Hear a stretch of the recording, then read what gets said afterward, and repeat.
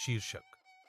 टिंकू तूफान में एक दोस्त उस पल टिंकू जैसे सुन्न पड़ गया। वो कुर्सी जहां कभी उसने इनाम और तारीफें पाई थीं, अब वही जगह थी जहां से उसे बाहर का रास्ता दिखाया जा रहा था। शाम को हाथ में अपने कुछ सामान, कुछ सर्टिफिकेट्स, एक कॉफी मग और आईडी कार्ड लेकर वो चुपचाप ऑफिस से बाहर निकला।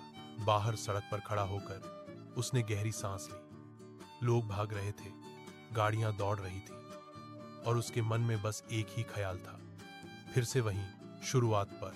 वो थक चुका था, टूटा हुआ महसूस कर रहा था, पर अंदर कहीं एक आवाज थी, धीमी मगर मजबूत, शायद नौकरी गई है पर हिम्मत नहीं। और उसी पल टिंकू ने तय किया, यह अंत नहीं है, यह तो बस एक और नई शुरुआत है। टिंकू अपने परिवार का सबसे बड़ा बेटा अपने कमरे के बिस्तर पर बैठा छत के पंखे को देख रहा था।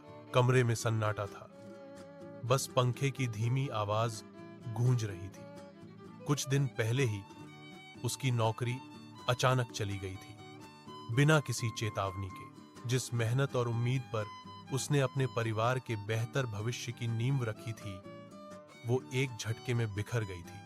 अब वह खुद को खोया हुआ महसूस कर रहा था। हर सुबह वह खुद को किसी तरह संभालता, अपनी पुरानी इस्त्री की हुई शर्ट पहनता और अपने सर्टिफिकेट्स की फाइल लेकर नौकरी की तलाश में निकल पड़ता।